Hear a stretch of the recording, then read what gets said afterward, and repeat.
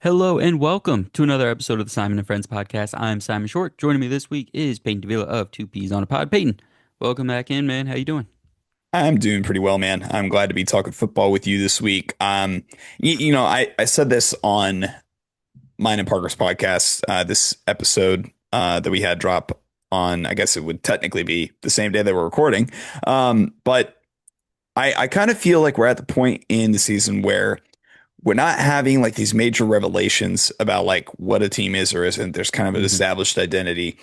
And we're more so trying to figure out like how what does that mean for the remainder of the season going forward in the sense of how does that team's identity play out over the course of the rest of the regular season and into the playoffs? But I'm glad to kind of like formulate some of those conclusions in a way that we feel is fitting towards the way that the outlook for the teams are the rest of the season. Yeah, I ran into the same thing when I was coming up with this because, so this is our monthly award show. Peyton and I get together every month, and this is just our opportunity to pick like three topics apiece that is something that's interesting happening in the NFL right now. And early in the season, it's like, hey, what are some underlying stories that we might not know? What are some nice surprises that are happening that we maybe didn't expect? Or when can we toot our own horn and say, like, I told you so after just a couple of weeks, take a quick little victory lap before things go off the rails? Last month, we did our mid-season awards. So we took a step back from this sort of thing and we got to have, just the MVP, so on and so forth conversations. This month, I'm in the same place as you. And we kind of said this last month when we did the awards, and Josh and I reiterated it 2 weeks ago on Power Rankings. There's just a lot less good teams this year, it feels like. It feels like there's a lot more teams just kind of stuck in the muck and mire, and then obviously a handful of teams down, basement dwellers and whatnot. But so that kind of makes it hard, not makes it hard, but changes the outlook of this episode, especially right now in the middle of November. Next month and the month after, when we get ready for the playoffs, we'll be diving into like, okay, what are the sneaky teams? What's the sneaky trend or statistical advantage that a team has that's going to help them win in the playoffs, win a Super Bowl? We'll have those conversations then. And this year, or this month, it's much more of that. I totally agree. Team identity, and we took this, I think, with that same mindset, but looked at slightly different things. You're going to talk to us about some teams that are competing, contending, and who they actually are, right? You did it actually 2 months ago. They are who we thought they were, right? Remember Yeah, now? yeah, yeah. We're going to bring that back a little bit. We're going to find out from you who you think is kind of real and not. And I'm looking at some teams that are like kind of out of it, but like maybe there's something, maybe there will be something. What do they have to look forward to kind of the rest of the year? So we're gonna have some fun conversations here. Let's dive right into it. Um, Before we do, if you're here on YouTube, thank you for being here. Like, subscribe, comment, all that good stuff. If you're here watching a clip on Box Score, we appreciate it. We're going to shout out Box Score in a second. And if you're an audio listener, A1 Day One, we appreciate you as always. Here's Box Score: Two peas on a pod in the flat, odds on favorite, which is now Robertson and Ben. I got to update this graphic over on Ben's YouTube channel, Pro Football and Prices. But Tricky Takes has come back as well in the last week, updating their feed. So check out everything on Box Score Network and head over to the Box Score Network YouTube channel where we are posting draft content already, getting you ready for the 2026 draft. Me and Ben, our respective pods, are uploading player evaluations, film rooms, conversations between me and Ben. Everybody on Box Score, I'm sure will be jumping in on that shortly as well. So draft content, if you need it already, head over to the Box Score Network YouTube channel. All right, Peyton, take it away. Hand out your first award for the month of November. All right. So all these awards, if you are a Ringer stan like myself and listen to, all the podcasts on the Ringer in your free time outside of the Boxer Network ones, of course, listen to ours first, then go to the Ringers. Of Um, course. if you're familiar with Bill Simmons, the Podfather, as many refer to him, um, You may have heard of him. You yeah, may you have may heard or of Bill may Simmons. he might ring a bell. What He percentage of people do you think listen to Bill Simmons and knows nothing about the Ringer? I'm sure it's at least 12% it's a of little just bit. like 50-year-old dads that don't know Yep, anything else and just like remember his face from ESPN and subscribed like 18 years ago or something. Maybe yep. it's a little bit of exaggeration. It's not that much of an exaggeration anymore. and just have no idea what the Ringer is. They still think he's at ESPN because they like can't actually turn their TV on. They I'm probably gonna it's say at least 12%. there's probably a small population that doesn't know how to subscribe to a podcast that's probably the same demographic, so they'd like just watch it on YouTube now. Even So, better. but anyways, he has a particular terminology that he uses during the NFL and NBA seasons. And the first of these is the good bad team, which the good bad team award, at least for right now, goes to the Kansas City Chiefs. And if you know what the good bad team is, like it's kind of confusing because there's going to be another word that sounds very similar, but I promise it makes sense. The good bad team is a team that we all believe is pretty good, but right now they're in a bad place, or like their record is bad, or just the vibes are not what we hope they are, right? But we still think the team is a good quality team. The Chiefs are kind of in this boat right now, and I think we're at a place we haven't really been with this Kansas City Chiefs team before, where they're currently definitively like out of the playoff picture. Um, they don't really have like a true confident like statement win, I would say, on their schedule thus far, which at this point in the time in the schedule, we would like have some kind of like wins that make us feel pretty confident about what the Chiefs are.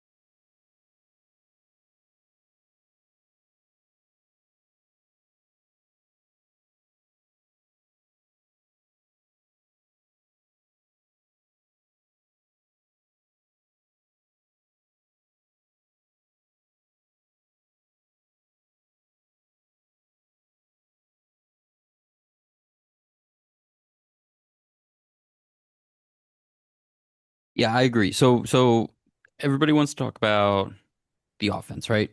Yeah, And because this year the confusion is it is a more explosive offense. It's a more fun offense when you watch it. Um, there's also stats about like okay, r running the ball under center, right? If you want to get really basic, like they're just not a downhill running team. And it's funny because you know me, man. I'm team throw whatever running back out there. But since Isaiah Pacheco has been out, their rush offense has been significantly worse. Just yeah. raw yardage. They're when they had their bounce back right after the Jacksonville loss, and they were 2-3, and we were freaking out then. They went on 3 game win streak. Detroit Raiders, Commanders. They rushed for 112, 152, and 148 yards consecutively. Before that, Jacksonville 158. Before that, Baltimore 118. The last 2 weeks since Pacheco's been out, 79 and 62 rushing yards. So I know I'm team like running backs don't matter, but also Kareem Hunt is their lead back right now. And he's just not an explode. Like he's just not hitting the holes the way a Pacheco does. Even if like Brashard Smith, who's like a undrafted like receiving back, scat back kind of guy, like I might rather give him some handoffs than Kareem Hunt just to up this a little bit. Because yeah, on the season, their rush success rate, their rush EPA, their rush DVOA are good, but it's significantly different. And when you're in these close games, you need to be able to run the ball. They are, I think, 23rd in rush attempts on the season. So they need those attempts to really matter and count and like give you a little something instead of Kareem Hunt's like 2 yards fall forward. So that was the first thing I noted. But I agree with you on the defense. 2 years ago, 2023 was kind of the last time it was an elite defense. Last year, it started showing some cracks in it. Um, Chris Jones has 3 sacks this year. He had 5 last year. Tershawn Wharton, who I'm going to talk about later, actually, it's going to be a big Tershawn Wharton day on the podcast, had more sacks last year than Chris Jones, and he's gone. And they just didn't replace him. Last year it was Karlaftis, Wharton, and Jones were their sack leaders. Wharton had 6.5. Karlaftis had 10, or something like that, maybe 8 even. Karlaftis has 5 right now. Jones has 3, and there's nobody else like helping them out in that sense. Um, and Spagnuolo likes to do all the like nickel blitzes and disguise blitzes and things. But if you're just true upfront, game wreckers aren't game wreckers. It's not going to matter all the extra stuff you do. The blitzes, the sneaky disguise blitzes are nice on like a third and long, and that to your point of like that third down EPA defense.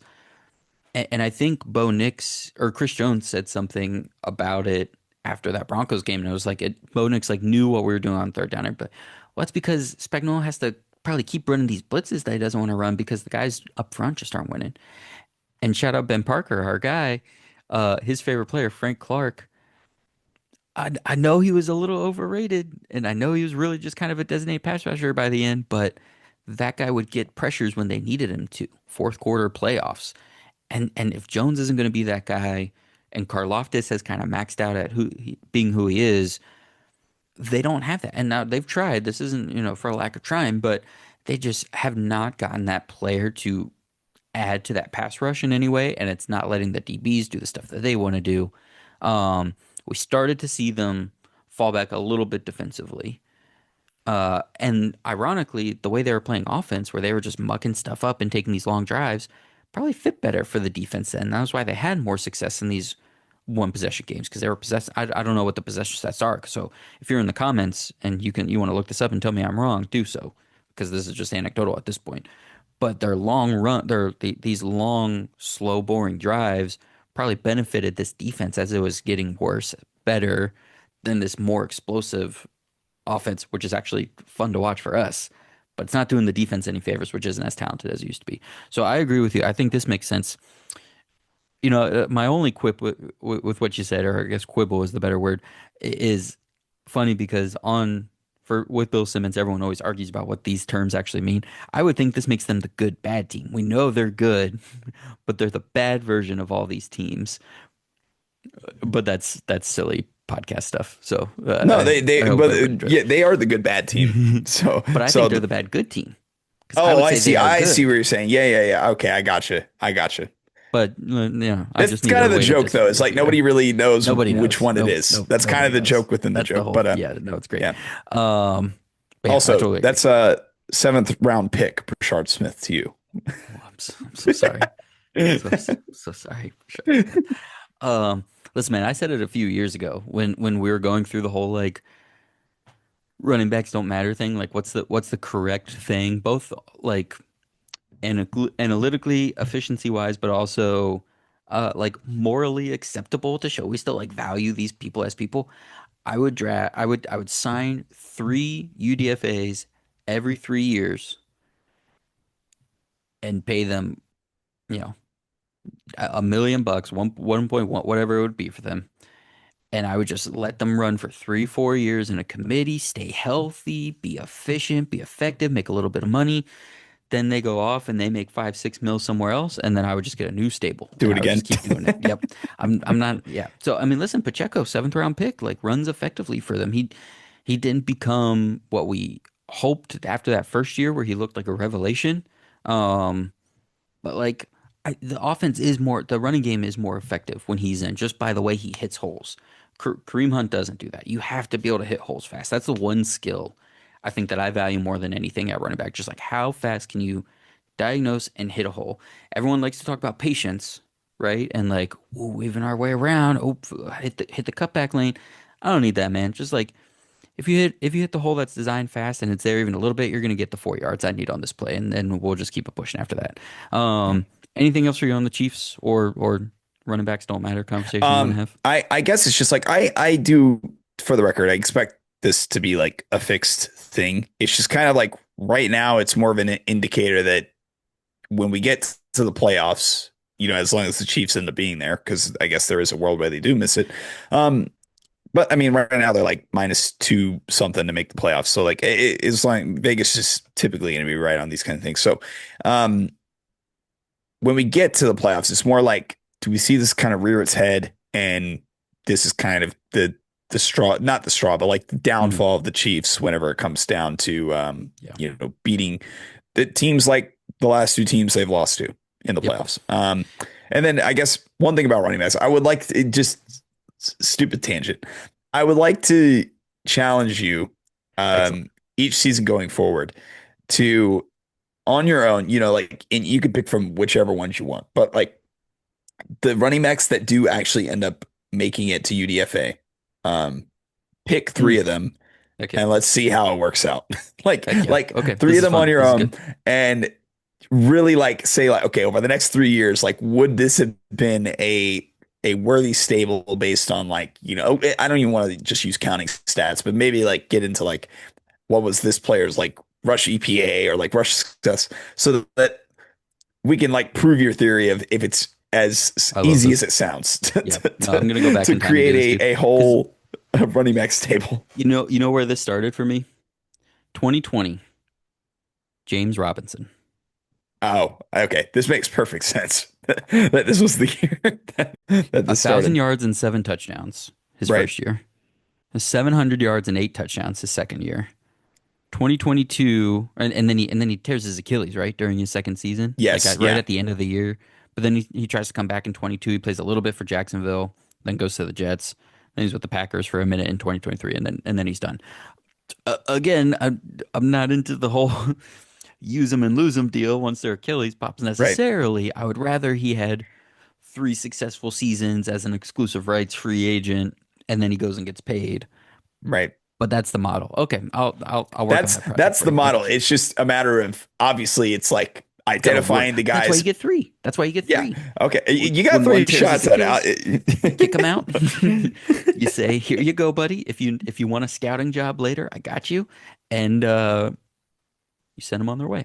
I wonder if I can. I might go back because like I just We're both gonna do playing this as soon as we end the playing well, podcast. We both especially know it. playing dynasty fantasy football. Like I pay attention to UDFA's, and I remember names that I was like, I'm gonna take a bet on this guy, and I can pick out which ones I was in on and which ones like I wasn't. I'm not gonna cherry pick. Oh, here's the three best UDFA's because that's just cheating. And then like going forward, it would be a situation of like you would have to pinpoint the like three UDFA's that you would pick based on like where they sign and yada yada. Anyways, stupid Right. stuff that people like you and Where they me go it matters it because if does. there's a dumb team like my team who had a first round pick running back. Now, luckily, my team got over it, right? Najee Harris Right. there, but here's Jalen Warren. Yep. And it's like, how's that going? Yeah. How's it working? But that's it. That's all. Anyways, I don't want to keep us bogged down anymore. all right. That was great. Who knew we'd get into a running backs don't matter tangent this early into the podcast, this early into draft season. All right. Speaking of running backs don't matter, let's talk New York Giants. My theme for my awards, by the way, I got back into Marvel's What If a few weeks ago Oh, as my okay. like brain turn off show. Um, season one, excellent. Season two, terrible. Season three has some highs, but mostly also bad. I'll just get that out of the way because I'm not doing a podcast on What If. But anyway, so all of these, because they're theoretical, they're team identity based, I'm just exploring like what's going to happen in this new scenario, which is what if is. So here it is. This is the what if Joe Shane gets to run the Giants award. So this award is coming off of the Brian Daboll firing last week or a week plus ago at this point. But the retaining of Joe Shane as the New York Giants general manager. The conversation around the news was less about Daboll and more about Shane getting to keep his job. Whatever you think about Shane's resume as GM in New York, and we could talk about that later, there aren't many circumstances around the NFL where a GM outlasting a coach, hiring a new coach, leads to success. And that's what I want to explore in this award. So I went through the teams with the more long-standing NFL coaches, which was generally 4 years or more at minimum.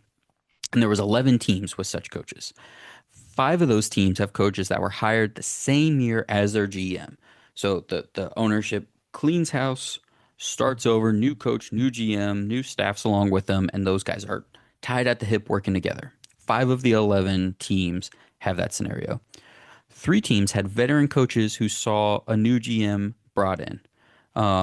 Those teams are Steelers, Ravens, Chiefs, right? And Andy Reid, John Harbaugh, and Mike Tomlin. Okay, makes sense. Those guys saw their old GMs leave, part of the process as grandfathered in coaches, essentially. So that leaves three more teams. About 10% of teams in the NFL have had success with a GM surviving a coach's firing and having success with a new coach that they were a part of hiring. Those teams were the Rams with Les Snead, who was hired at the same time as Jeff Fisher, made like a 4 year, 5 year run, I guess, 2012 to 2017, and then Snead hires McVay. The rest is history. There's the Bucks with Jason Licht, who remained head coach until or who started in 2014 with Lovie Smith. Saw Lovie Smith or fired Lovie Smith, saw him fired or fired him. Promoted OC Dirk Cutter, who remained head coach until 2019. Saw him fired, brings in Bruce Arians in 2019, and then promotes Bowles. So he's on his fourth head coach, but l- interesting circumstances where twice out of the two out of the four coaches were promoted from within. So it's not like he was hiring a whole new staff. And then obviously the Philadelphia Eagles and Howie Roseman, which is the most unique GM scenario in the NFL in the last, I don't know, couple decades probably, because Roseman worked for the Eagles for 10 years before becoming the GM in 2010. For 3 years, he worked with slash under Andy Reid. Chip Kelly comes in. Roseman is retained, but kind of essentially demoted, including like completely leaving player personnel for a while. When Chip Kelly is fired, Roseman was just a good soldier, stuck it out. He's brought back into player personnel, hires Doug Peterson. The rest is history. Um, with the rarity of this situation, I wonder what's going to happen next. Will Joe Shane sell the team off for parts and try a long rebuild, right? Is he just going to move on from everybody? Will he try and move on specifically from Jackson Dart? Does he like the team he built, but this was Dayball's quarterback? So over the course of the next year or so, he's going to bring in a head coach who doesn't like Dart and ships off and gets to try drafting another player? Or will he continue just a methodical build of a team with this promise that's already on the roster, and he'll just kind of keep chugging along from a personnel standpoint? Whichever direction he picks, the odds are stacked against Shane and the Giants that this is going to end up working out. So that was kind of the approach and what I want to think through here. Do you think there's any world, is there any universe out there where Joe Shane remaining as GM of the Giants, picking a new head coach works out for New York? I, okay, this is really challenging because this 2024, well, 2025 draft class has kind of skewed everything in a weird way. prior to this year, I like if you just take this draft class out of it, there's plenty of grounds to where he should have been like let go Hmm. before the season.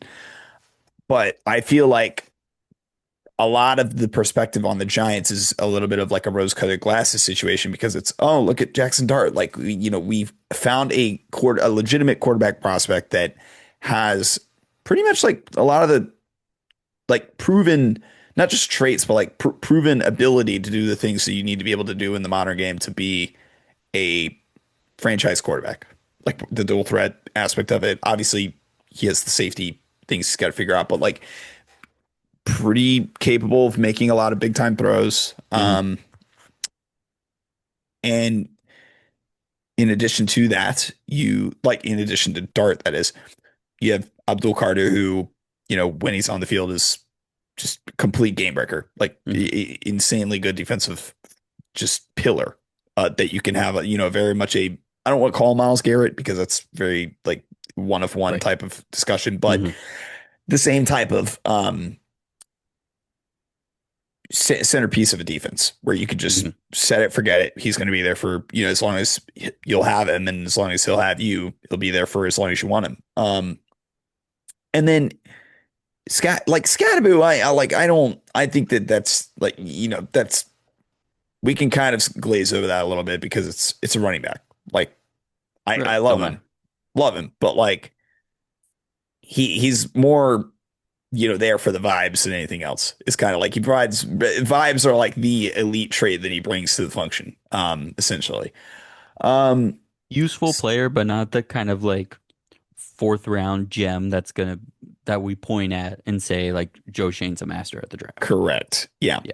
And so really outside of this class, the amount of quality franchise players that you've been able to select outside of the top five, it's just not there, if I'm being honest. Like outside of Malik Neighbors, there's been a lack of being able to evaluate talent in a way that you're able to get players that you can actually retain after Hmm.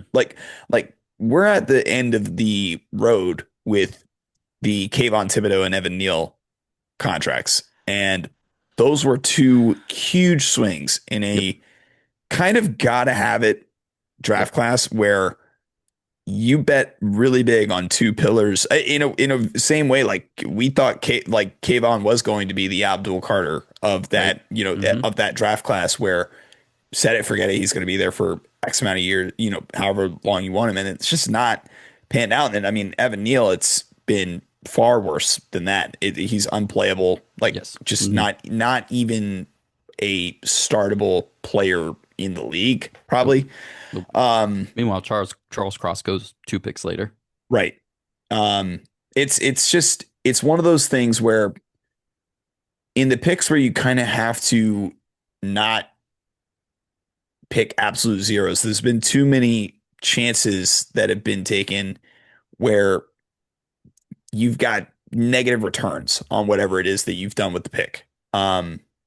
Outside of course, like I said, 2025 draft class, which is kind of like a safe, like that's probably the only reason why they haven't fired him yet is because it's like, well, he did pick a franchise quarterback and he picked, the guy who we are going to brand as like the next Lawrence Taylor. Um, and Cam Scotty was selling a lot of jerseys.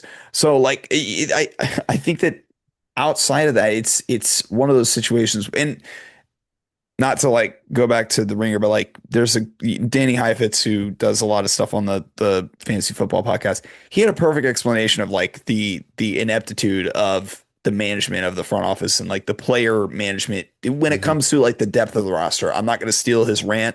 It's worth going to listen to. I think it was like a week ago, when little Joe Humphrey got released and signed off the practice squad from the Broncos off of the Giants practice squad. Perfect example of like the ineptitude of Shane and the player management. I don't know that he's capable of sticking through a like churning kind of rebuild. Yeah. And I truly think like the city might burn down if if they trade Jackson Dart. Because as much as yes, I see your point where it's like, man, if you bring in a coach and it's just not, it just doesn't fit. Like you kind of have to, something's got to give, and you're not going to move off the coach you just hired. Um, so with that, I mean, I think that the coaching search is going to end up being more conducive to like somebody who can really, as silly as it might sound, like Cliff Kingsbury is a guy that I think is Hmm. probably going to be a good fit for the shop based on his history with playing with a quarterback that's kind of like Dart in Mobile quarterback. Hmm. yep. And so I wonder if that's probably the route we're going to end up seeing. And then I do think there's some retooling and like the players you can move off of that can allow for light at the end of the tunnel, so to speak. Um, like whether that means you're trading Cave on after this season, whether it means that you're, getting rid of pretty much like the entirety of the interior offensive line and just saying like, hey, we just got to go and get guys Yep. that can play there. Which is what they did with the line th 3 years ago when they brought in Right. And Illuminor and Runyon yeah, and drafted Schmitz. Yeah. which to be fair, Luminor's been not that bad. The other two, not so much. But I would say that I guess to answer your question, I think like option A of the ones you presented is probably more likely where we go, where it's like more of a reasonable like rebuild where you hire a head coach, keep Dart, and you it's not I wouldn't say churn, but you make some drastic moves that's kind of aggressive, but not so hyper aggressive that you're trading Jackson Dart for another first round pick to take, Fernando Mendoza or something like that. Oh no, you just described the disaster scenario. Um, yeah, the scariest outcome and what I unfortunately think is most likely is this is a Tennessee Titans situation where they're gonna hire, and I know a lot of people have already said like the Giants would be a favorable place to go be a coach. You know, Right. you're in New York, you've got a quarterback to build around, you got defensive pieces to build around.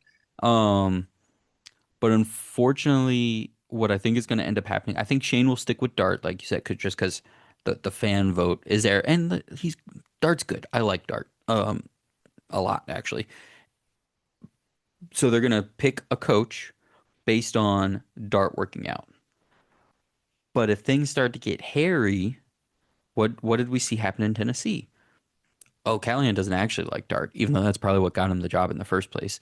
Meanwhile, the GM that drafted him gets fired, and then Callahan is stuck with him and is like, oh, I never liked Levis anyways. They draft a new quarterback. Turns out Callahan's just not good anyways, and then he gets fired. So obviously, who the head coach is going to determine how good the actual franchise is. But the chances are high that they're just going to be off timelines for a little while because more likely than not, again, 11 of these coaches are 4 years or plus that I mentioned.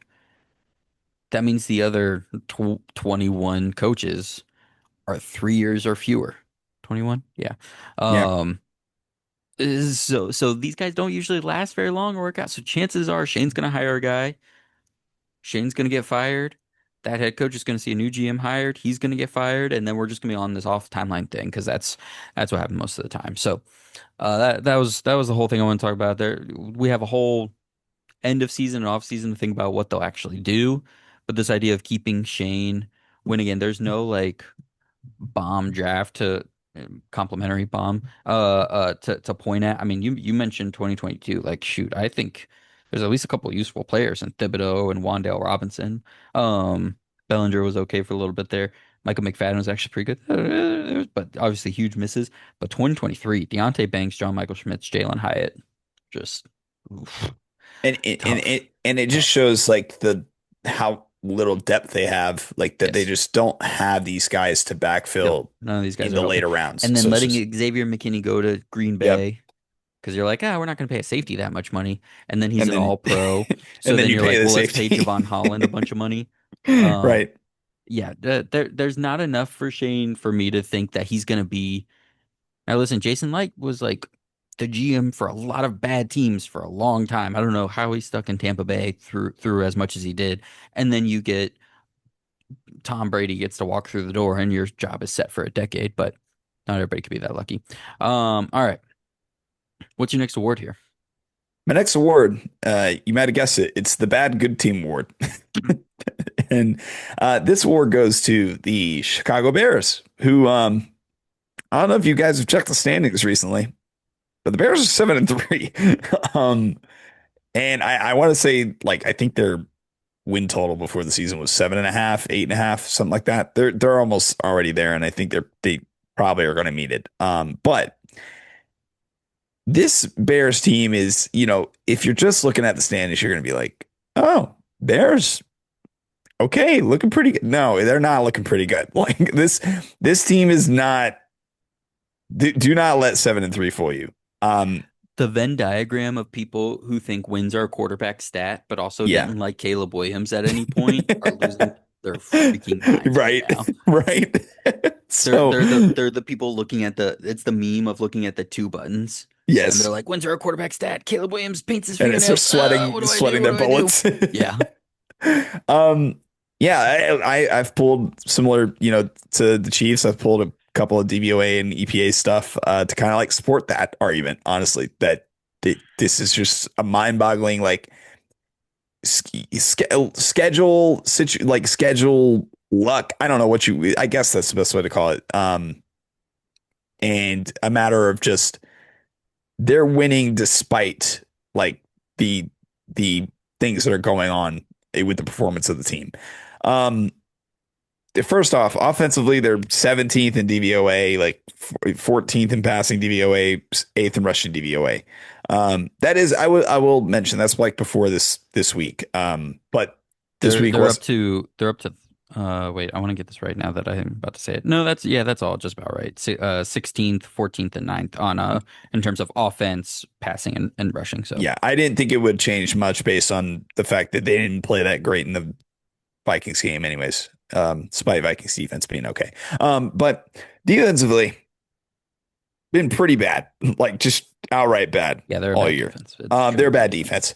Um, about 27th in overall defensive DVOA, defensive passing DVOA, 27th, defensive rushing DVOA, 25th. So yeah, in general, bad defense, middling offense, with a decent run game. That's like above, like maybe I would say decent to like kind of good run game is like the best compliment I can give them on offense. Third in rush success Um, rate. If you just look at success yeah, rate and sixth in attempts. So when you do that, when you get the yards you need each run and you run a lot, you're gonna help yourself in a you're lot of cases. yeah, which that's like the positive, I guess, of this team is like they can actually run the ball. They have two really good like efficient runners. They have Ben Johnson, who is very capable of designing a like effective run game. So like that part is not surprising. Say his name. Hang Um, on. Say his name. Darnell Wright. Let's go, that baby. I will say, like Darnell Wright is Putting I don't want to people say under the dirt, just under yeah, Soldier Field, man. he It's he's beautiful. definitely I will say he's like as far as tackles that were written off after like year two, Wild. he's Mm, definitely mm. made good on the capital that he originally had. But going back to the kind of the culprits of this team, Caleb Williams is just like I don't know what to do with this guy, man. Like he has all the athleticism in the world. Like he can escape the pocket like really extremely well. Like he gets out of sacks like some of the best of them. But good God, he's 28th in composite EPA per play out of 35 eligible quarterbacks. Um, the off, and here's the thing: the offense is 10th in EPA per play because the run game's so good.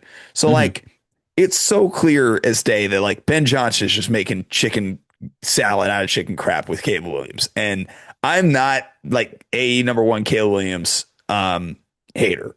I kind of fall somewhere in the middle of like I just think he's probably going to be a decent quarterback at some point in time. Um, right now it's not that time, and I think that it's just the accuracy is still kind of an issue, and I understand that a lot of his pass catchers are while high draft capital, and like I guess you could call it like I don't want to say priority free agent signings, but like handpicked signings in a couple of instances Hmm. from Ben Johnson to fit his scheme. Like ultimately, the pass catching room is just not there yet. Like I love Luther Burden as an idea. Execution wise, not there. Hmm. Right. Rome Odunze, like still very inconsistent, like kind of showing shades of like why he struggled his rookie year. It's Hmm. kind of like some of the same issues are kind of still lingering, despite the really good start from him. DJ Moore, I know he's been like kind of in and out of the lineup at times, depending. Like he had that weird illness, like whatever thing a couple weeks Hmm. ago. Um, Still a lot of Olamide Zaccheaus in the game, and then Cole Kmet seems to be weirdly like super important to the offense. I guess it's just the fact that maybe he's just like an underrated offensive weapon, He's just but a good player. He's just a yeah, good football player. yeah. Hmm. Um, You loved those so couple weeks he was out though with Colson Loveland, didn't you? right, You were like having a ball. for me, yes, yeah. It was so what's the word I'm looking for? Um, Not Uh, justifying, but like it was vindicating. Confirmation, very Yeah, confirmed. Yeah, yeah, yeah. good. It was Yep. I was vindicated by those 2 weeks that he was out. I was like, there's the guy that I ranked over Tyler Warren. Yep. So, It was you. It um, was you. You did it. but I guess offensively, and I'll probably ask you a little bit more about this, like and I don't want to like turn this into a grander Caleb Williams thing, but Yeah. before I go to the defensive side, like, do Hmm. you firmly believe that like Ben Johnson is kind of capped out what the offense can be this year? Or like, do you think there's another level that they can jump to specifically from a passing standpoint? No, no. I think this year was about establishing a baseline. Now I really want Okay. to. So here's my second piece of homework for myself. And again, people in the comments, if you're watching on YouTube, do this homework and comment that I'm an idiot before I get a chance to do it and correct myself. Um, I remember saying the same thing about Trevor Lawrence after Urban Meyer was fired his rookie year. And I was like, Doug Peterson is going to be a floor raiser, right? And he was like, but I don't know statistically exactly where Lawrence individually and the Jags got to, so I'm going to look that up later. Um, but the difference between Johnson and Peterson is Peterson, like, yeah, had his nice like trick plays and was an adult in the room, but we never thought of Doug Peterson as like elite offensive mind, Right. juggernaut, offensive builder and creator, where we think that with Ben Johnson. Caleb Williams right now, I know you said the stat about composite EPA, and so I'm gonna look that up too. Because all these different advanced stats take different things into They account, weight do. different things Yes. different ways. But just like straight up EPA, he's 14th in the league in EPA per Right. dropback. And last year he was 29th. Like I can't describe the difference from going from bottom of the barrel to league average in any stat, let alone EPA per dropback for your quarterback. Um, you listen to Ben Johnson every week. He's just doing more and more of the little things that Johnson is asking of him every single week. But then comparing that to some of his peers, like we were talking about McCarthy versus Penix earlier a little bit before we started recording. And yeah, those guys have accuracy issues too. And it's inconsistent, and sometimes it's footwork, and sometimes you know what I've been thinking about more this year? How much we as laymen's on the outside and just not in the meeting rooms and don't know the exact playbook of things, how often do we see inaccuracy and it's oh the quarterback thought that route was going to break out 6 yards in a deeper, right? So like it looks short, but actually the quarterback was throwing to where he thought the receiver was going to be, or vice versa, stuff like that. I've been thinking about that more often. Um, but the baseline is increasing, is better. He's not taking nearly as many sacks. He's getting the ball out quicker. But then that extend the play, you mentioned it, the escapability, extend the play. He's running more than he was last year, and just like we're seeing those big time throws that we weren't even getting last year. So last year we were getting all the negative and none of the special stuff, and now we're getting almost, I won't say none of the negative, but to a like league average, league representative amount of the bad stuff with like enough of the flashes of the good stuff that this is the point of a quarterback's starting tenure that I usually say if you at least have a guy or not, and I think they do here because I think with Caleb Williams you can at least get the Kyler Murray line, which I think you and I have Yeah. talked about, and Josh and I have talked about, as like this is the minimum for what you want for a first round quarterback, where you know you can be at or above 500 every year and be a at or above average offense every year. If you get that in a first round quarterback, sure, it could be disappointing, but like that's so important to get. Then what you do on top of that increases your ceiling. I think we're definitively there with Caleb Williams. Like he can be Kyler Murray if he doesn't get any better, just gets like slightly more consistent, which Yes. is ironic to say about Kyler. But like if he can jump into the like Goff, Brock Purdy stuff just by executing Johnson's offense and having just a little bit of those highlight moments, and obviously that's Goff and then Purdy, and be in the like above average tier instead of the average tier, like okay, now we're doing something. And then if he can get into those like truly special moments more often and almost no negative plays, and even be in the like Dak Prescott, Jordan Love 8 to 10 zone or whatever you want to say, um, I completely see those as viable potential outcomes. Okay, so we both kind of fall in the same vein then. Because like I know that I present all these stats basically like make it look like Caleb Williams isn't playing very well. I think he really is playing better than like those stats present. Like you said, I think he But falls just somewhere in because the they have 7 wins doesn't mean it's because he made it. It's not that. right, right. That's kind of why I wanted to present like the run Yes. game stuff as well. Now here's where my gripe is. Like my real actual gripe is with the defense, and it's Yeah. like, all right. Defense is 16th in EPA per play, which is like whatever, but like it's fine. But the DVOA has some much worse than that. Yeah. Here's the real issue. This front seven and front four just flat out stinks, dude. Like they're one of the worst lines I've seen from a team that's like competing that and especially because of like to me it's like like what they have on the line from a sense of like they've Mm-hmm. tried to do things Mm-hmm. to allocate towards it, and it's Oh just yeah. not worked. Big time. They're 27th in pressure rate. Their no blitz pressure rate, meaning like it's what it sounds like. Basically, the pressure rate when they don't bring additional guys blitzing, 31st, and they're 28th in rush stuff rate, meaning that just like the front line is just doing jack squat. They don't do anything essentially.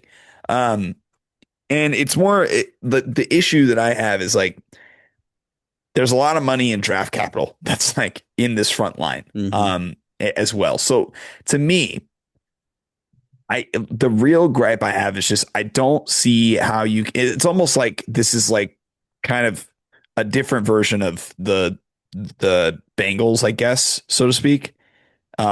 Except for if you like reversed the Bengals run and pass game efficiencies, where like sure the offense is like good enough and like pretty good overall, but has like clearly one better aspect than the other to the point where they're able to win games because of the offense. But there's just no way that you can remain competitive with a defense like this. And the thing is, the defense is bad despite like the schedule being pretty good, like relative Right. Right. to like as far as up to this point. And I mean, the teams that they've kind of given up these performances to, I don't want to say given up, that they have like had bad defense against. It's just it's not like some of these are these really like not taunting, goodness, daunting offenses. Like Vegas is not that good offensively, and you beat them by a point. And Yeah, I they're quite bad, in Was fact. Mm-hmm. Washington, similar situation. And that was like Jaden Daniels after he kind of came back from an injury, and clearly wasn't himself, and like wasn't as mobile as he should be, Yeah. kind of thing. Um, the Giants, like without Neighbors and Scatterboot, like they're not that good offensively. Um, the Vikings, like the Vikings are not that good, and like yet you had not only the first game, but like even this past game, there were moments where it was like you're kind of letting JJ McCarthy get back into this game for Mm-hmm. for what like where the defense has no place to be doing that, given the circumstances. All that to say, like if you look at the wins that they have, like I don't know that this. I guess all that to say, they're the bad good team because ultimately, I think their defense is just so unreliable to the point where they're going to ruin any kind of like momentum the offense provides. Because you look at the way that they have to finish the stretch down the last like 8 weeks or whatever we have left, 7 weeks. Um, they go to Pittsburgh, they host Pittsburgh this week, but then they go to Philly, they go to Green Bay, they play against Cleveland, they go to they play Green Bay again, they go to San Francisco, and they play Detroit at home. Like, have fun with that, dude. Your defense is going to get blasted by in at least four of those games, and they're going to be a playoff team more than likely. And I guess all that to say is like this is a team that's actually going to end up mattering by the time we get to December, to a point where you're just gonna have so much trouble relying on them doing anything against a fellow contender is all I'm getting at. So I think they're probably the least trustworthy team that has a good record in the NFL is I guess all the point of this award. That's all I was trying to get at. I completely agree. The defense is horrible. And I was just trying to look back at there's this thing when a team gets a new defensive coordinator but doesn't overhaul the roster. It's funny with offensive coordinators, I think we anecdotally think the offensive coordinator is more particular about who they have, right? That's why you see Ben Johnson go get Colson Loveland and Luther Burden in the draft this year.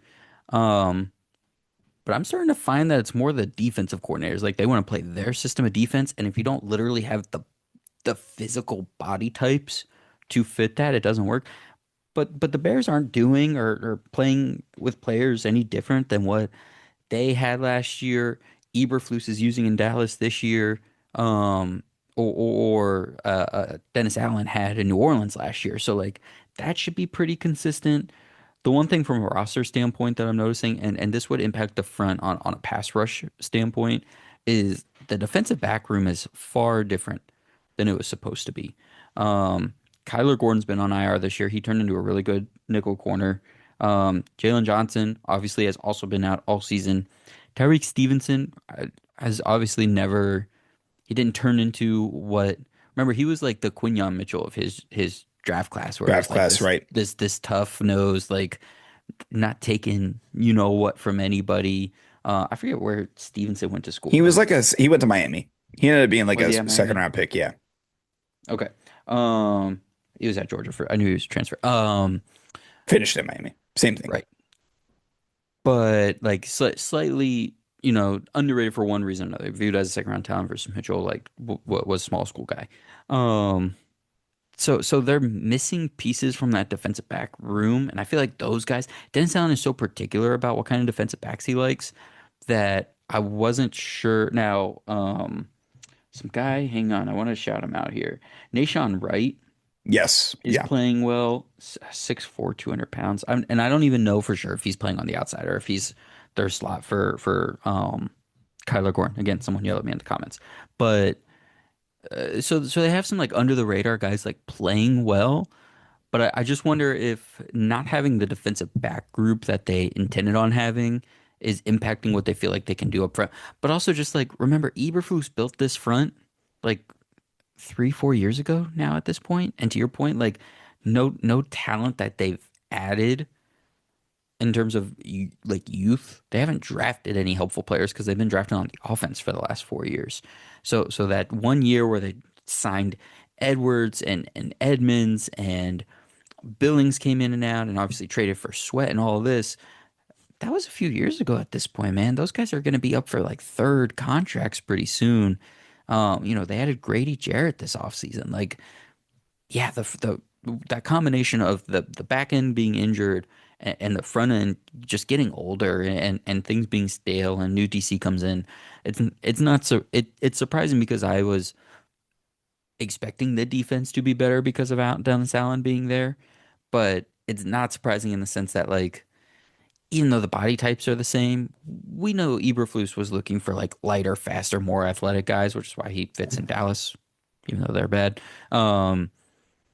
But Dennis Allen is like an ass kicker type of person. That's not necessarily what they have there. So Yeah. I'm with you. The defense is bad, and it's ultimately what's going to hold them back. And the 7 wins the Bears had, to get to your bigger point, I mean, they're not impressive wins. You got to No. win them, right? So like Yeah. credit to them. But when you're playing the Giants and the Raiders and who, I mean, gosh, who else were the Cowboys were one of these, Bengals the in like Bengals. that crazy game that they should have lost. Yeah. They lose to the Ravens without Lamar. I remember that Yeah. being obviously a big. The Saints they beat. So they're not beating the best teams, but credit for them. There's obviously a huge turnaround happening from a culture standpoint. The offense is getting to a better baseline level, so things are going well. But this isn't a true 7-3 team right now. So now we can move on to your second team, or are we going to? I definitely did not transition that well at all. That's okay. You actually provided two great pivot points that I want to know. Do you want to go positive or negative? Let's do it that way. Yeah, let's go negative so we can end the show on a positive for I love both of that. us. I love that. Let's make fun of the Atlanta Falcons for a few minutes. And I don't have to give a whole lot of backstory here for everybody. If you're listening to this pod, you're either just a true supporter of me and you don't actually care what I say, in which case, hey, man, I appreciate you. But or you have Schefter's notifications turned on your phone. So, with that said, with the news of Michael Penix Jr.'s partially torn ACL keeping him out potentially the rest of the season, he is seeking a second opinion. The Falcons are in a tough spot. So this award is the Falcons. What if the Falcons don't have a starting quarterback award? Um, 2 years ago, they drafted Penix 8 overall, just weeks after signing Kirk Cousins to a $180 million contract as he was coming off of a torn Achilles himself. With Penix hurt and Cousins playing poorly in any action that he's seen for Atlanta so far, and Atlanta being 3-7 as we sit here today, what are we doing? What was this all for? The whole point of high investment quarterbacks. I'm going off my notes already because I'm so flabbergasted. The whole point of doing that was so you always had a good quarterback, and they just don't have either right Yeah. now. Like they didn't when those guys were like quote unquote healthy, and they're just not they're not good right now. The whole team isn't good. So this is gonna be Penix's a third season-ending knee injury and fourth season-ending injury overall, going back to his days in college. With Cousins playing poorly and his contract able to provide some sort of cap relief by releasing him next year, he's likely not going to be in Atlanta in 2026. So Penix is going to miss time next year and also more importantly time to develop this year, and he's like kind of starting over in 2026 at some point, and then he's not even truly himself until 2027 when he's going to be like 29 years old and up for a contract extension. What is this team like moving forward? And if you want to relate it more to this season, um, that $180 million probably could have gone a lot of other places to help Atlanta. Agreed. Right now, Darnell Mooney's not being very helpful right now. Maybe something like that could have helped. Maybe investing in a higher level backup tackle to Caleb McGarry, but like I can't really. But there's not a whole lot of those guys Yeah. floating around, so I'm not even gonna give them a hard time necessarily for that. Maybe some better defensive front players where you don't have to blitz more times than anybody else in the league just to have an above average defense. Um, and to that point, let me just remind everybody that as this team is 3-7, and they've tried to get a pass rush for the last 10 years. Last year, they traded their 2026 first round pick to the LA Rams for edge rusher James Pierce Jr. So this team that is currently slated to have like a top 10, if not top 5 pick in next year's draft does not own that pick.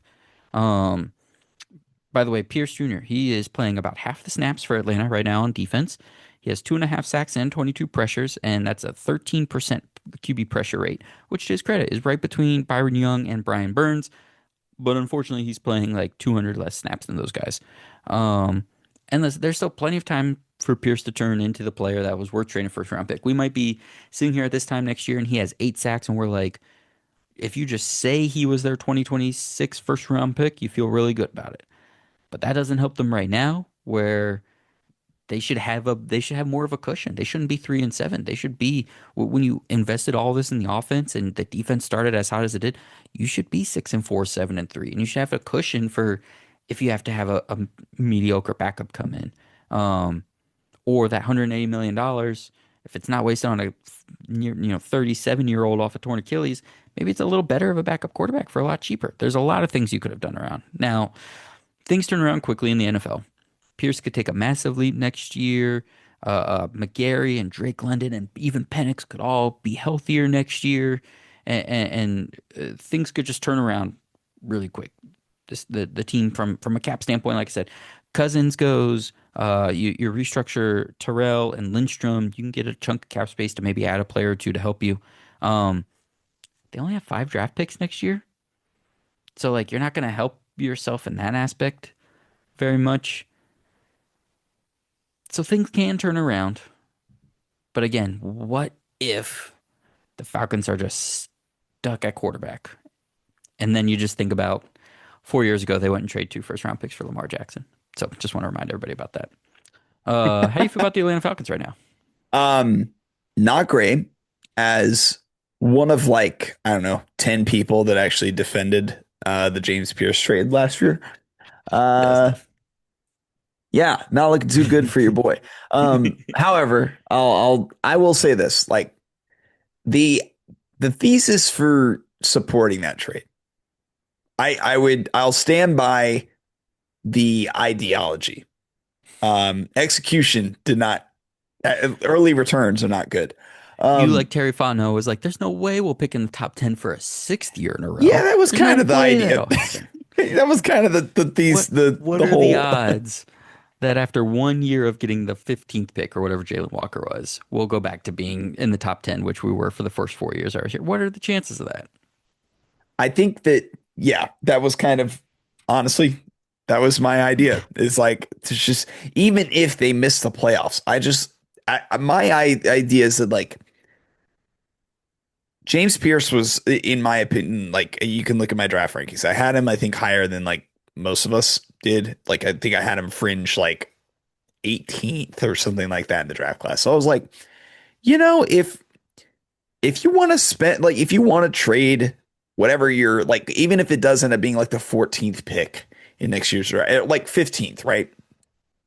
It's just middle of the road. You like just missed the playoffs again.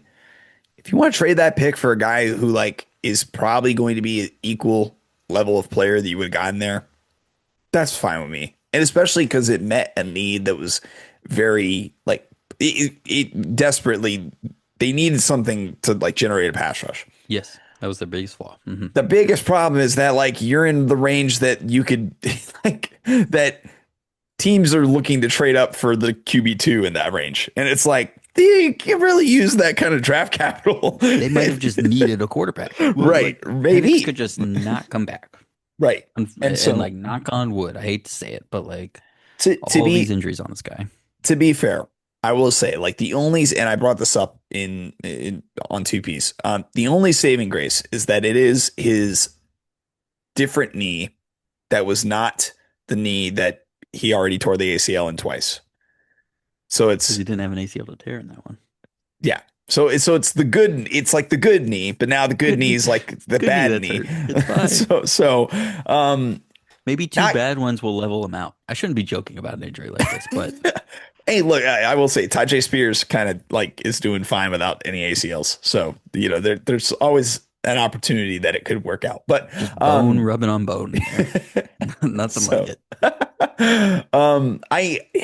I think that there are a lot of issues that outside of just like they don't have a quarterback essentially. And I was also like a Penix guy coming out of the draft. Like I had him ranked QB3 in that class. hmm Um, I I do think that Penix is at least there for next season. Like I think he comes back. I think that probably I truly think that like and I didn't look this stat up, but the biggest issue to me is not even that like Penix is one of the, is like a bottom five quarterback because he's been close to that like in many games this year.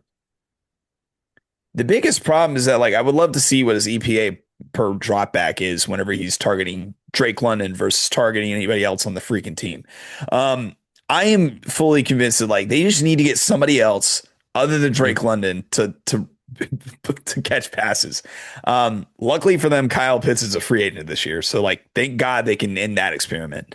Um, like I would this will never happen, but like I because I'm not like I know that he's not a free agent or whatever, he just got paid, but like I would love to see a Jake Ferguson type on this team where like it's just a Hmm. dude that's just gonna catch the ball and like he's not gonna like he's not super athletic, but he's just good enough and like a stable force in the middle of the field, who like still has some downfield ability, but not like this Kyle Pitts weirdo thing where it's like he's basically like the offensive version of Isaiah Simmons at this point. Oh, Um, but cooking that for social. tell me I'm wrong. But Yeah, no, it's great. and I love Darnell Mooney. Like I thought that this was going to work out, and Darnell Mooney was going to be like this bona fide. Because especially after last year, like last year there was times where Darnell Mooney was just like a serious threat as And whenever it was with Penix, and it was with Penix. yeah. Yeah. And like when teams would lock up Drake London, it's like Darnell Mooney's making the defense pay. And it's just not been the case. I know he started the season hurt. Maybe he's just kind of never been, never Hmm. had the time to like ramp up and be fully healthy. And that's probably part of it. But ultimately, like the other pass catchers outside of Drake London have to get better. And I know that also, like, I feel like every week there's like Zach Robinson hate fest going on Twitter, Falcons Twitter specifically. Hmm. Hmm. Um, to the point where like I also wonder if it's just me, like maybe you just need that you hired the wrong guy, and it's very much a thing where it's like you got to get another OC in here to try and like liven this thing up a little bit. Um, I guess in regards to fixing the rest of the team, like as rich as it sounds, I do think there's a way out of this. And I know that seems rich because it's like they don't have their first round pick. They have 5 picks in the draft. They're still a good team at the base of everything, right? Like I think the roster is actually still good. Despite the like, even if you don't believe in Penix, like this is kind of a weirdo version of. It's gonna sound rich, but it's a weirdo, like bizarro version of kind of like the Vikings, where it's like you have this quarterback, you're not sure, like there's still like you know jury's still out kind of thing, but there's still some signs of life that like you can point to some positives, but there's definitely improvements that need to be made. You have a list like pass catcher who honestly Drake London, I think like talent wise can be up there with that Justin Jefferson category. It's just that I don't think he gets the recognition for it. Um, obviously Darnell Mooney is not necessarily Jordan Addison, but like that's a bit of a weird comp, but more so just the sense of like the Falcons' offensive line going into the season, at least when healthy, is like pretty solid unit. Like, and Bijan Robinson with that offensive line, pretty good run game. Hmm. Hmm. Defense, I think next year, like the defense is going to have one of the best secondaries in the league still. Um, Yes, I do love their and secondary. I and agree. so like I guess all I say, I mean when I say bizarro Vikings, I mean like there are elements to the team that are like these foundational pieces where you can point to a hallmark on each side of the ball and say we are going to be really good at this thing as long as everybody stays healthy. And obviously that's like a really rare thing to happen, but guess what? There are teams that like they just get insanely healthy for a season, everything breaks right, and Yep. everything works itself out. Yep. And historically, the Falcons have not been that team, but injury luck is something that is a very it's just it happens and it doesn't to you, and it can truly it can cause a team like the Falcons where like there's a world where I still see them winning the division next year. Yeah, you talk about free agents for them. Caden Ellis, Leonard Floyd, Kyle Pitts, Elijah Wilkinson, who's actually been a solid bench offensive lineman. Tyler Algier, Algier big is one. like that's What do you like do with Algier? That's interesting. Um, but again, like you sit here and you're like, the roster looks good, but it's 3-7. I'm gonna sound like yeah, our buddy Robertson here. Like, so what is that? And you mentioned it. Maybe it's the offensive play call. And it just seems like everything, the offensive production is so inconsistent week after week.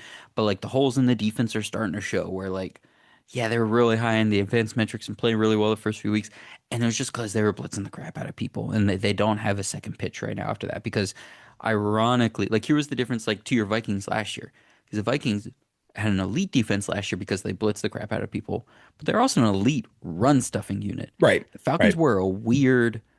they got after the quarterback because they were blitzing like crazy, but they're horrible against the run.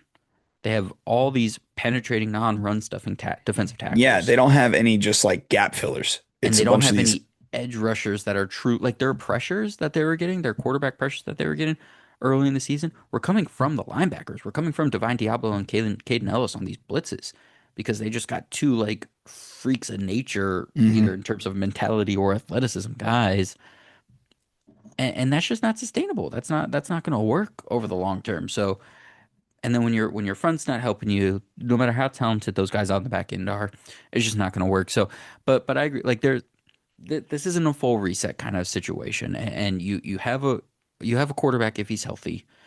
If it's a partially torn ACL, I don't know what the prognosis is on that versus a full whether it's just shorter timeline or it's actually not that hard to recover from that. So like he's gonna like it's not gonna take any real. He's not gonna feel any different.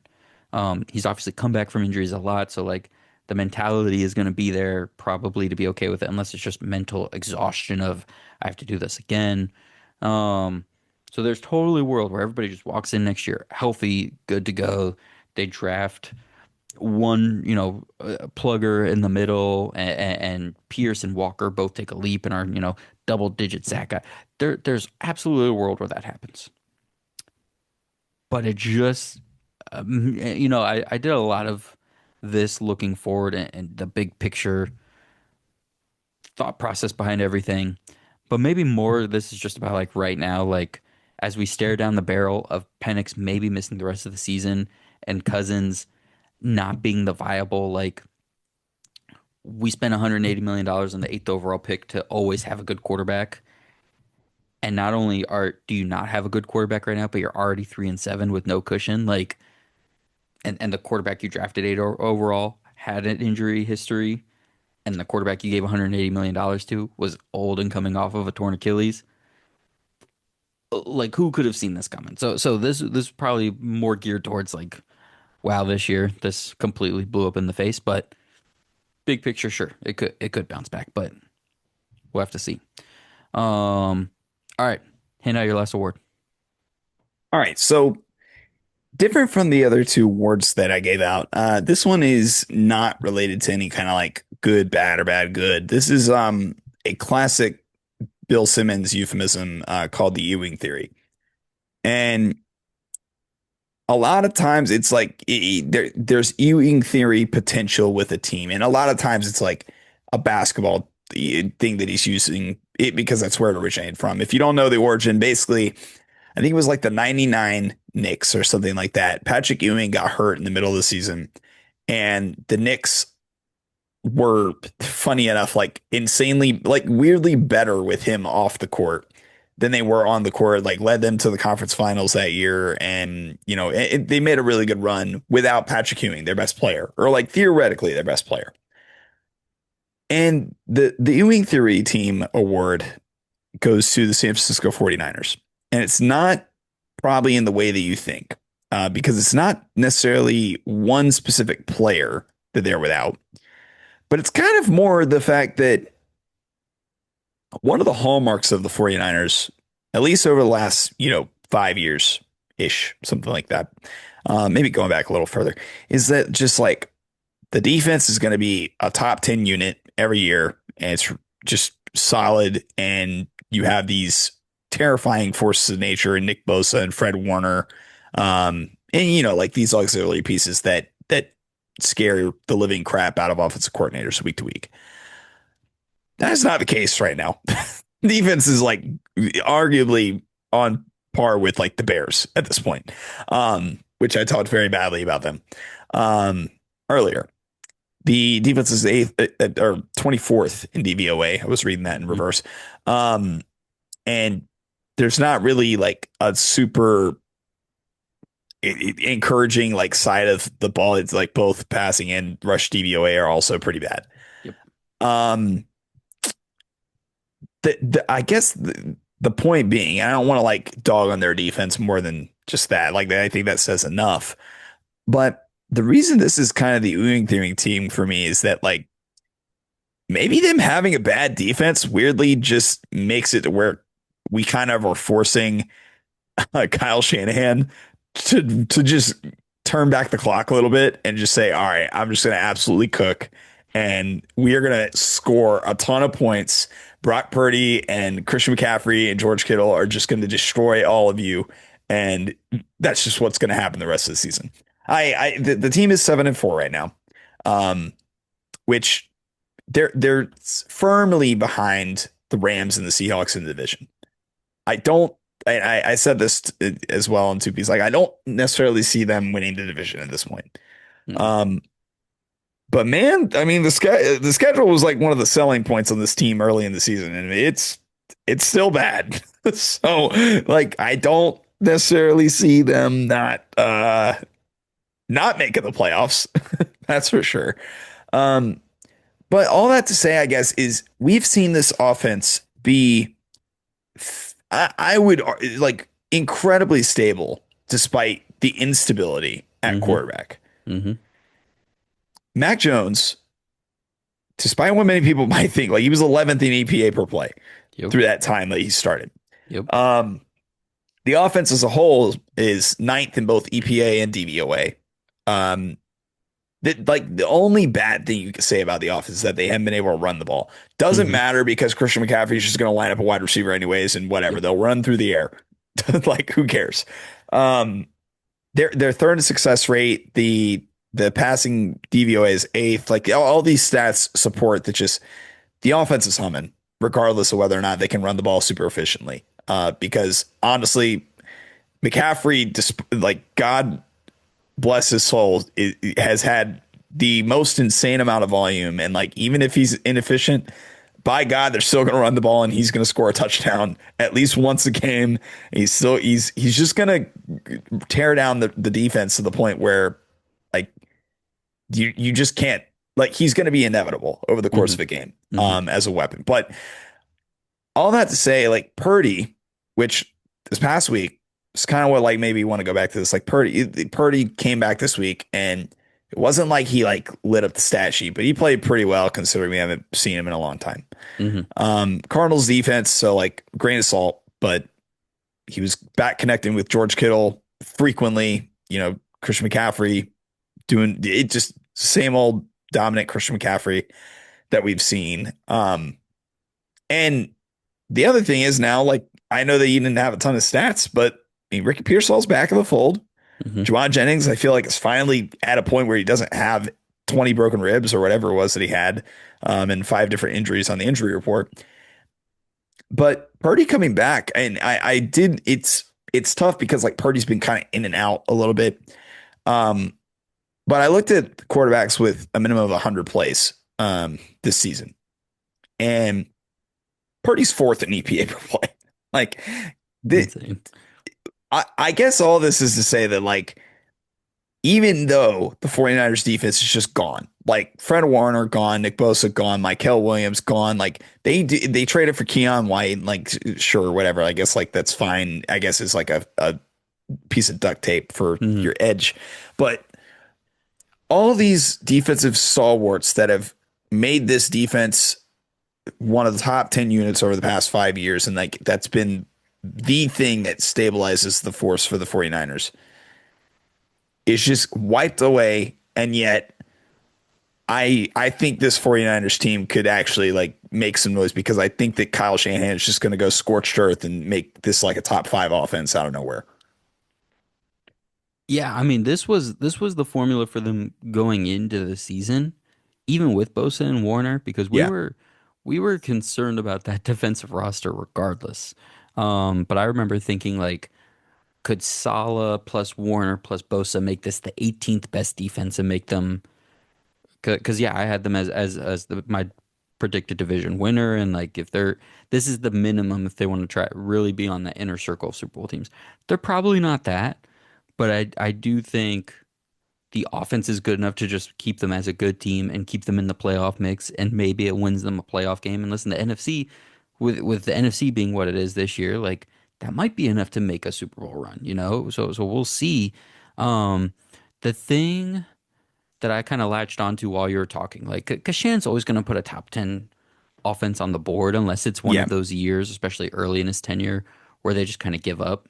Um, is the McCaffrey playing like so how much of his production is being as a receiver.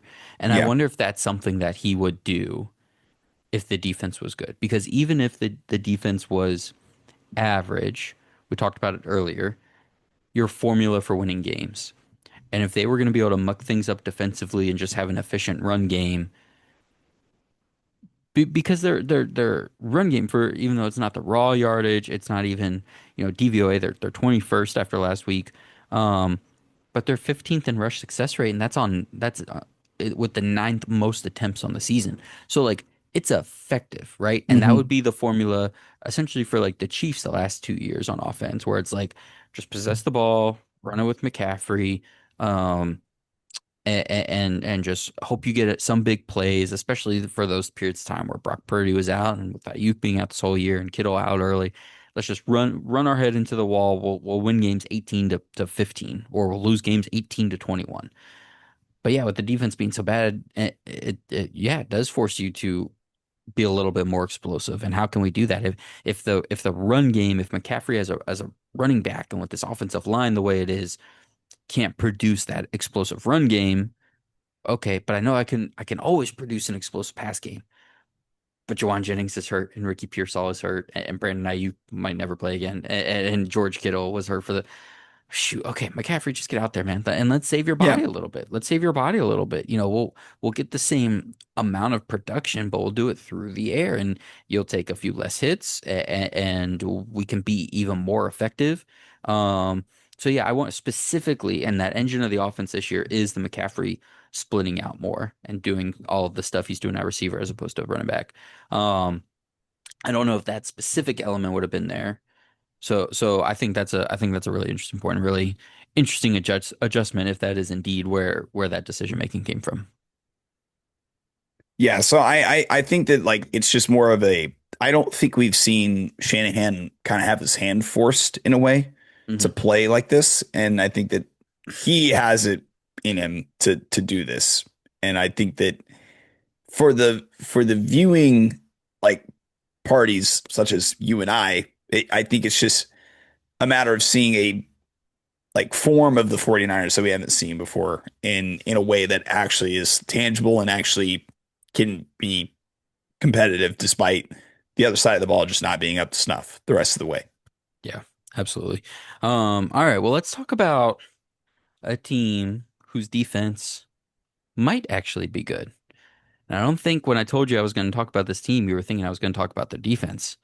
But let's talk about the Carolina Panthers. So here's the what if the Panthers have a good defense award. And this both is impactful for this year and I think as they move into next year. So here's my one cool positive award because my first two are both kind of negative.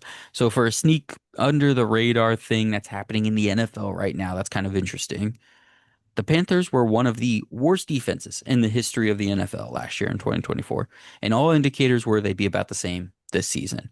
Their first round pick was a wide receiver, a move I and all of us on the Box Score Collective draft crew were very fond of, and it's working out tremendously. Um, but then there also wasn't a big premier free agent that came in, a huge pass rusher or another corner. Instead, they added some role players and a couple day two picks on the defensive line. There was also concern about coaching. Let's face it, Ejiro Evero came in to coach the Panthers defense in 2023 under Frank Reich and was considered a rising star. Coming up under Vic Fangio with the 49ers and the Broncos, Evero looked every good. He looked good as Fangio's DC in Denver. But with one mediocre and then obviously one abysmal season in his first years in Carolinas, we weren't sure if he was perhaps a Fangio merchant, we'll say. But now things have potentially settled into a place that on that side of the ball, we can now see a bit of a vision. And we have to answer the ever popular team building question and QB situation. Could Carolina be too good to draft a quarterback early as they sit at 6-5 in the standings right now? Do they sell the farm again for a high pick just 3 years after they moved from, what was it, nine to one for Bryce Young? Or do they continue to just reinvest in the defense? With the run game, the offensive line, wide receiver one in good shape, and the defense on its way back up, how Carolina sees themselves and continues to build is something that will be very interesting to watch. Um, so just a couple stats. The Panthers are 21st in defensive DVOA right now. Again, like it's not great, but I said this earlier. Going from terrible to mediocre is a huge difference, and it's a huge difference in two very specific places. Quarterback, like we mentioned with Caleb Williams, and just defense. Like if your defense, it's like the bottom five defenses that are really impactful, and then the top five defenses that are really impactful, and then six to 23, 22 are kind of all just like whatever. It's not going to impact your season all that drastically, depending on what your offense is. Um, and there's a couple of reasons for this that I try to figure out like what exactly happened. And some of this could apply to the Bears too. So in 2023, when Evero took over, Carolina was actually an above average to solid pass defense, but one of the league's worst run defenses. So I tried to look through the stats in the history, but the best I can come up with for why in 2023 their run defense was so bad was one, Evero switched the team from a 3-4 defense to a 4-3. So they just didn't have the bodies to match his style of play up front. I might have had those two flipped. So if I did, comment in the comments and tell me I'm an idiot. Uh, Longtime inside linebacker Shaq Thompson had his first injury-riddled season in 2023 as well. Over the previous 4 years, he racked up 109, 114, 104, and 135 combined tackles. Now, listen, tackles aren't everything, but the one constant for them as why their run defense was bad was their tackling. That year, Carolina was last in PFF's tackling grade, and they gave up the third most rush yards after contact via next gen stats. According to Pro Football Reference as well, Frankie Louvu, who was kind of the main linebacker after Thompson went out, was fourth in the league in missed tackles with 18. So then last year in 2024, we saw the defense get just decimated. They just completely overhauled the roster. Gone were many of the young, talented defenders that the previous Panther regime had brought in. Remember those years in 2020 and 2021 when a young Brian Burns, Jeremy Chin, Yetur Gross-Matos, and a young Frankie Louvu were all like kind of fun, exciting, made them feisty. All those guys were moved on from last year. And rising star Derek Brown out of Auburn, coming off his first Pro Bowl season in 2023, was injured in the first game of 2024 and missed the whole rest of the season. So just complete talent depletion as they tried to rebuild the offense in 24. Now that the roster is in a better place, um, Derek Brown is back in the lineup, already matched his career high in sacks, by the way. They added veteran run stuffers and Tershawn Wharton, told you guys he was coming back, and Bobby Brown to fit that defensive scheme up front. Trayvon Morig, your guy, he's replacing parts of what the best years of Jeremy Chin brought, being like a slot box safety that can also play back a little bit. This is now back to that like mediocre to in some cases average defense. And with an offense in a lot of ways trending in the right direction, you get to this team just above 500. So it's cool. It's a cool story this year because obviously like week to week we're just like Bryce Young had a good week. Bryce actually really it's mostly just Bryce Young had a bad week until he throws for 448 yards. But it's like Ted McMillan, Rico Dowdle. Oh my gosh, the Panthers like third string offensive guard is playing well. Like this offense has stuff. And then Bryce Young's along for the ride. Um, but the defense is getting overlooked as just kind of getting back to like a good place. And you've got, I don't think Evero's going to get like touted for any head coach positions yet. I think there was too much down in the Panthers defense over the couple years. So if he's back and then continue adding to this defense, then you get into the question of what do you do at quarterback next year? Do you just go with a retread veteran? Do you go with just like a stopgap bridge guy? Do you draft a guy on day two to compete with Bryce Young? Or do you say, hey, we're trending in the right way defensively. Let's trust Evero to like maintain this. We got Tet, we got an O-line, we got a run game, we got a coach, play caller. Let's swing big and go for a quarterback this year. Um, so that's my award for the Panthers. What if they have a good defense? What route do they take? What do you think? Where do you think the Panthers are at if this defense is indeed, let's just say like viable? All right, so I tried to do some quick crash coursing on what the defense would look like after the season. Because like for the rest of the season, I feel decent about it. I think like guys like the veterans that they brought on, the Tershawn Whartons, Bobby Browns, Christian Rosebooms, Morrigs have elevated the defense in a way that I don't think I thought would be as good as it has been more recently. Um, the only issue I have is that looking at the contracts after this year, right? Hmm. I don't have there's nothing historically from a front office standpoint with Dan Moore, right? Dan Moore's the Dan GM right Morgan. now. Um, they're gonna have to kind of like replace a couple of guys who are playing really well for them right now. Hmm. Not necessarily on the front four, which is good because like guys like Nick Scored has played really well, especially recently. Um, and I'm glad that he is because I thought pretty highly of him whenever he went here. I thought that he could be kind of a Brian Burn, not direct replacement because I think that Nick Scorton has better coverage skills than Burns does, maybe. Hmm. But he's at least kind of justified them moving on from Brian Burns and replacing him with, a rookie contract guy. But um, Christian Roseboom and DJ Wanham are both free agents after this year. And so are Damani Richardson and Nick Scott. Lathan Ransom is currently injured, but like he theoretically should be starting over Nick Scott, even though that hasn't been the case all year.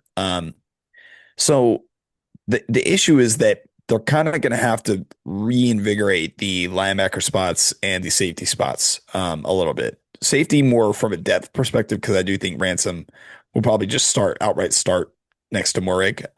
But still, you'd have to you know bring in other safeties behind them to kind of supplement um, running different kind of packages if you're going to move, one of those guys up into the box and maybe, do funky things with different formations, maybe you playing three at a time. But all that to say that like the base of that's the argument that like, yeah, they kind of have to fill in a couple of guys who've played pretty well. Mostly Roseboom is like the one that I'm like, he's played pretty well for them early on this season, and I wonder if like they would retain him or not.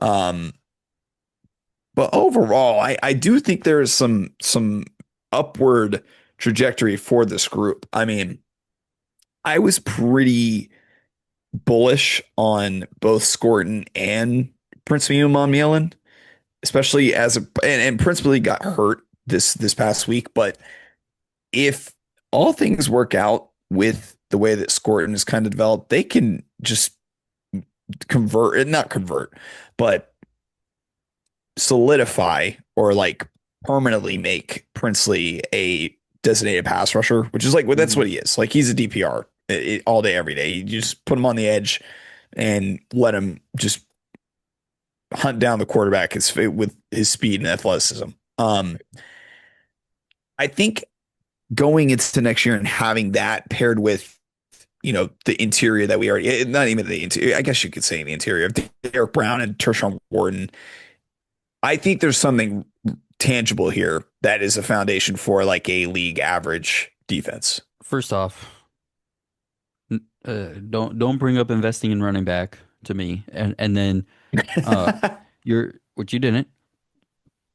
The next mortal sin you can make is tell me that they need to bring back the 29-year-old journeyman white linebacker. It's just not. We just don't need to do it. I wasn't saying they should. I'm just saying they We just might. I don't know. we just don't need to do it. Uh, um, yeah. See, I think the front's in good shape.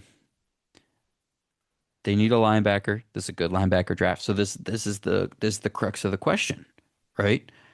If the bones of this defense is good, if you're like, okay, we improved the front, okay, the corners like Michael Jackson coming in here and being the number two to JC Horn is good, and Morg being there is good, and yeah, whatever we do with the other safety, whatever, um, we could spend a first round pick on a linebacker this year, right? Let's say we get Sonny Styles out of Ohio State, and we just roll the ball out with Bryce Young, let's say a day two pick at quarterback, which is looking like a lot of the quarterbacks we thought it was going to be early in the year. Um, and we signed some bridge type guy, some bridge free agent type guy, and we just roll the ball out and see what happens. Um, is that a 9-win team next year? Is that another 6-win team? Are you at a risk of the defense regressing in some way, so you kind of just get right back to where you were, and you should have invested, and then you should have invested in the quarterback anyways. Try to strike while the iron is hot, sort of deal. Um, that's the team building question. Obviously, I don't think you were swayed by Bryce Young's 448-yard performance and say like No, I was not. he's no question the starter for next year. Um, so as it sits right now, and you think about those things like the machinations of how this defense could change, what do you do with the quarterback position for this team next year? I think that it honestly boils down to because let me see if like I don't know where they are cap wise, Well, while you look, I'll kind but of say where I'm at. I'll kind of say where okay, I'm at. okay, because I Um, have an idea, but I don't know how tangible it is. So go ahead. there's no way you can go all in and make a big trade up for a quarterback in this class. There's no Mm-mm. shot you can do it. Even if this was, and again, we always freaking do this now, which is so annoying. Even if it was next year's class, because next year's class is the real class that's gonna hit.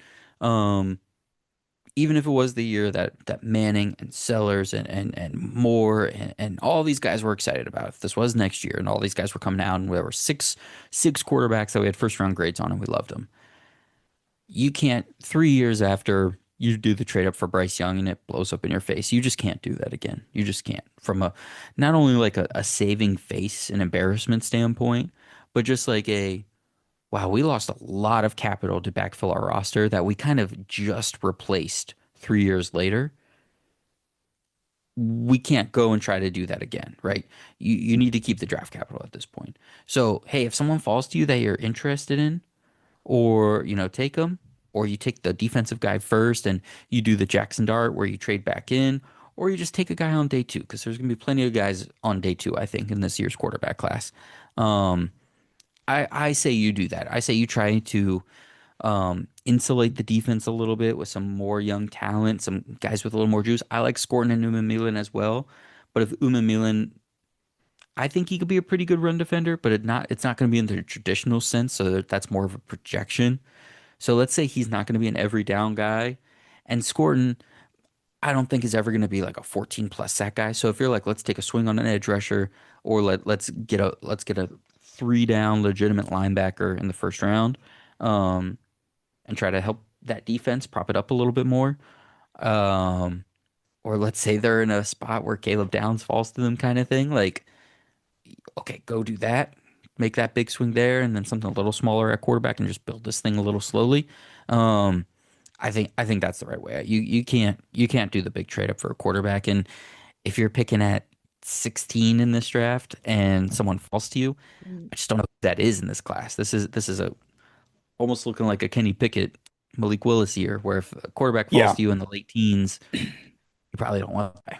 the alternative route that I was trying to explore, and I did look at their cap space, and this is not the most crazy thing in the world to think that they would do this. Because it's kind of you're bringing in a it's going to sound crazy. You're bringing in a bridge quarterback, but at the same time, I feel like this is everybody's solution to like the quarterback rooms that they can't figure out, right? And Panthers could also be another team to do it. And I think that trading for a Mac Jones is not off the Mm. table for them. Mac Jones is only on like a 3.5 million a year deal. The Panthers have ample cap Yeah, they're space good. to accommodate that. And I just looked up at like their draft picks. They have like an extra fifth and an extra seventh next year. Hmm. I think that I don't know. I'm not really good with valuing like how those smaller contracts, but like a player who's on an expiring deal, especially Yeah. in the NFL, it can be tricky, especially when it's a quarterback of all teams, or of and all players. and especially this year where we're seeing such a hot market on and Right, so much recent success on those retread first round picks, and Mac Jones is still under contract, and it's so little money.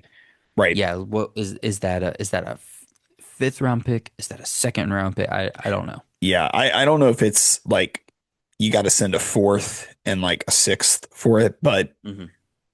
I'd at least consider it because at the very least, if Mac Jones just outright beats Bryce Young in the QB battle, then you kind of have your determination of either he plays himself into a long-term, Baker deal, Hmm. like many of these guys have, or we See, just if move only on from Carolina him. had Baker at some point when he left Yeah, Cleveland, I that would have know. Or been or, or maybe or Sam Darnold.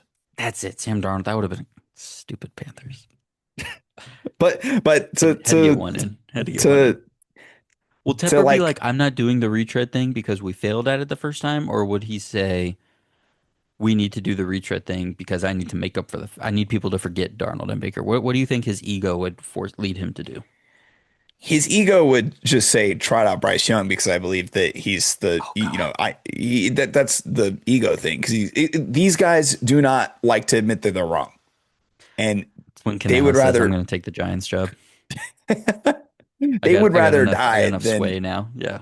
than admit defeat that the guy who they trade up every asset in the world to get at number one just is not good at football. Especially when the whole story was Reich wanted CJ Stroud the whole time. So when he made the Right. trade, it was because he wanted Stroud. And Right. oh man, I think Bryce is going to be a good backup, man. I think he's going to be in the NFL for a long time. Just a smart player that can go off on these weeks every once in a while. But that's going to be it. That's going to be it. Marcus Mariota has made a good career of it. You could Chase Daniel, just like the biggest advocate in the world for hey, being a backup Yeah. quarterback's the greatest thing ever. Now he's got a nice TV job. He doesn't have nearly the injuries all the other guys have. Yeah, he's feeling good. Yeah. Um, yeah, Panthers, man, I just I'm encouraged by this defense, and they've got all the other makings. So I just what they end up doing at quarterback is going to be really interesting. But we will continue to do all that offseason planning and look ahead as we move forward. You know, I said it last week when Ben was on the show. We're officially in draft season for us now, being November. I've watched a good amount now. I've caught up to these guys who watch college football every week. I've watched a good amount of the top guys now that I'm excited and into it. Ben and I have been planning behind the scenes next month. A lot of our like theoretical conversations are going to start coming up in terms of like draft planning and draft strategy and what the class overall looks like and feels like. So, this was a little foray. Maybe that's why, because Ben and I have been talking about draft for the last like 10 days now behind the scenes. So I was doing a little bit of a look ahead with some of these news items. Um, but we got a good team identity NFL landscape conversation in tonight with our awards. So thank you, Peyton, for that. I appreciate it as always. Box Score Network, everybody go check it out. Shout out, Two P's in the flat. Tricky Takes is back, and then Ben's channel, Pro Football Enterprises. Make sure you guys check that out. Peyton, anything else for you, man, before we get out of here?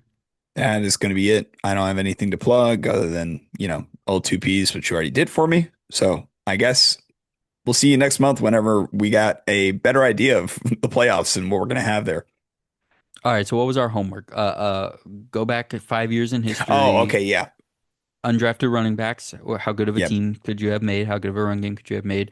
Um, Of I did guys you get that actually Panthers liked, by the defense way. wrong. Like don't be picking like David, I don't know what, not David Johnson. What's the other dude's David name? Johnson, No, the other Cardinals running back. Anyways, don't be hand every picking the Cardinals running three back. leaders in UDFA's. Like No, I got I, this. It's gonna. I mean, I'll do the same thing. 'Cause like I remember what name. Luckily, like 2020 is like close enough to where I have names I can go and pick out. I will do this for the next time that we meet. the other was the and the Panthers thing I did get that wrong. They moved to a 3-4, which is good for their run defense. And then Jaguars Trevor Lawrence. How good did the advanced stats get when they actually raised the floor from to Peterson from Urban and Right. compare that to Right. Yeah, we Caleb do Lawrence. need to look So at that. we'll go do our homework. We'll reconvene on that next month, and then our other awards as we start getting ready for actual playoff football and trying to tell you guys who's good and who's going to win and whatnot. Until then, thank you all so much for being here. If you're on YouTube, like, subscribe, comment, follow, all that good stuff. Check us out. We got a little bit of stuff going up on socials too, so check those out. If you're listening to audio, as always, we appreciate it. And we will talk to you next week. So everybody have fun and be safe out there.